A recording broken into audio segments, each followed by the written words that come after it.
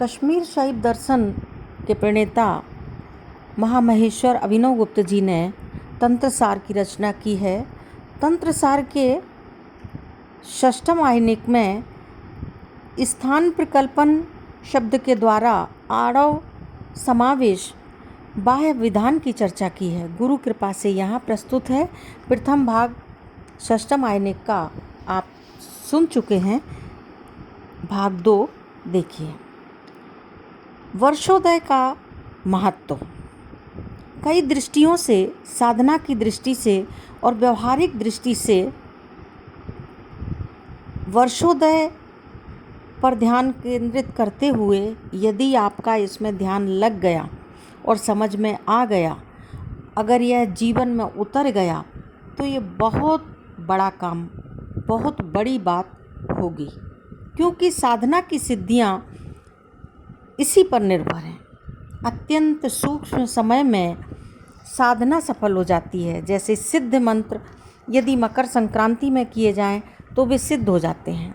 जो मुक्ति परक मंत्र हैं वे उत्तरायण में करना चाहिए और जो भुक्ति परक मंत्र हैं वे दक्षिणायन में करना चाहिए, ऐसा विधान है। इसी प्रकार से ये वर्षोदय हुआ। अब इस वर्षोदय को और सूक्ष्म करते हैं। एक प्राणाचार में 1 वर्ष का उदय हुआ था। अब हम यह कर सकते हैं कि एक प्राणाचार में 12 वर्ष कैसे हो जाएं। प्राण जब गया हृदय से और द्वादशांत तक पहुंचा, यह पूरा समय 6 वर्ष का, अर्थात 6 अंगुल का 1 वर्ष मान करके हम इसको 6 वर्ष मान सकते हैं। और इसी प्रकार हम इसके और अधिक सूक्ष्मता तक पहुंच सकते हैं। 6 वर्ष का हो गया। कैसे हो गया 6 वर्ष? एक अंगुली में 1 वर्ष, इस तरह से 6 अंगुल में 6 वर्ष।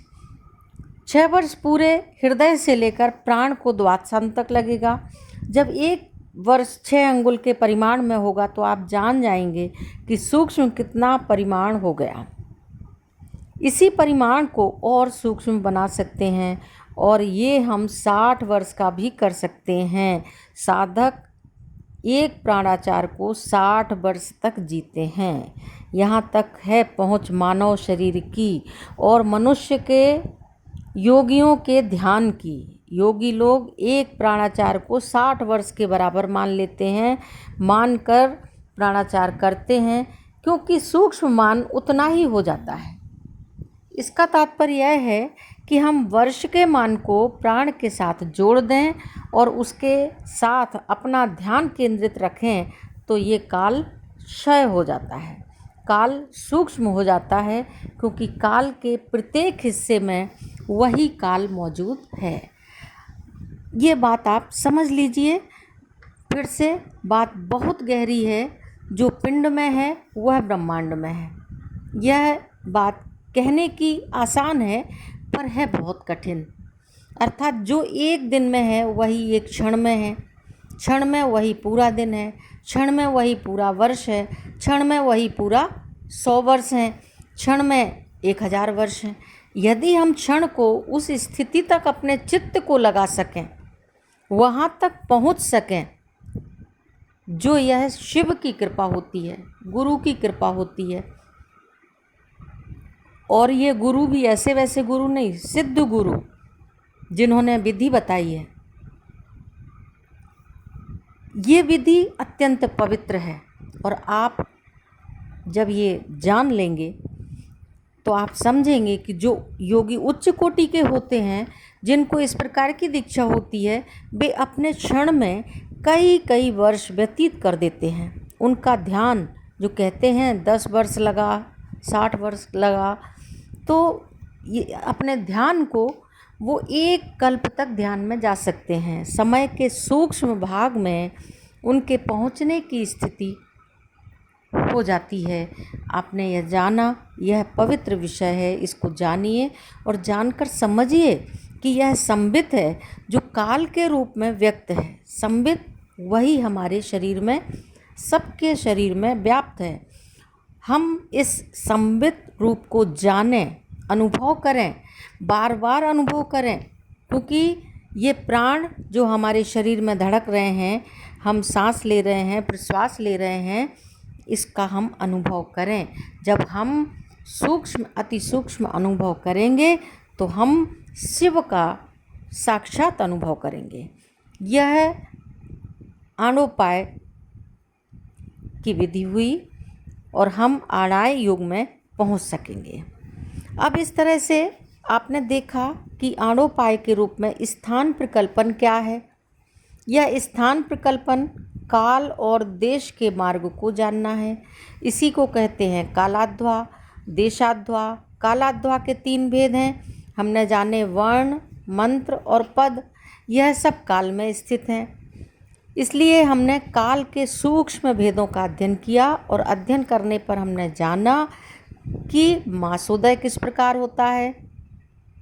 एक प्राणाचार में मासोदय किस प्रकार होता है, किस प्रकार सूक्ष्म तिथियां होती हैं, नक्षत्र होते हैं, बार होते हैं। मात्र एक प्राण अर्थात प्राणाचार में 1 वर्ष 6 ऋतु 360 दिन स्थित रहते हैं। यही नहीं, इसी एक प्राणाचार में 12 वर्ष तक का समय और बढ़कर के 60 वर्ष का सूक्ष्म काल रहता है। इसे योगी श्वास की सूक्ष्मता के द्वारा प्राप्त करते हैं। इस प्रकार एक प्राणोचार में योगी 60 वर्ष का स्थूल समय अर्थात भोग को मात्र एक प्राणाचार में ग्रहण करने में समर्थ हो जाते हैं। यदि स्थूल समय में जप किया जाए, ध्यान रखा जाए, इन ग्रहणों का, इन क्षणों का, इन पलों का सूक्ष्म रूप में यदि हम प्रवेश कर सकें थोड़ा भी, तो हमारा जप मंत्र बहुत समर्थ हो सकता है। और यह भी हमने जाना कि यह सब जो हो रहा है वह प्राण में है। प्राण वास्तव में क्या है? संबित का स्वरूप है। यह प्राण ही संपूर्ण काल का जनक है और प्राण में सब काल उपस्थित है। संबित ही संपूर्ण का स्वरूप है जो हमारे हृदय में विद्यमान है। हम इस संबित रूप जो प्राण सत्ता है उससे संपन्न हैं और हम इस काल सत्ता के परे हैं, क्योंकि हम संबित सत्ता स्वरूप ही हैं। हम सृष्टि और संहार तथा स्थिति, इन सारी स्थितियों में हम ही रहते हैं। हमारा कभी नाश नहीं होता। हम ऐसे साक्षात भैरव स्वरूप हैं, यह हमें अनुभव होता है और इस अनुभव को बार बार करने पर भैरव भाव को प्राप्त करते हैं। इस तरह से हमने इस 6वें आह्निक के 2 भाग में देखा कि किस तरह से वर्षोदय होता है। वर्षोदय का हमारे जीवन में बहुत महत्व है। ओम शिव।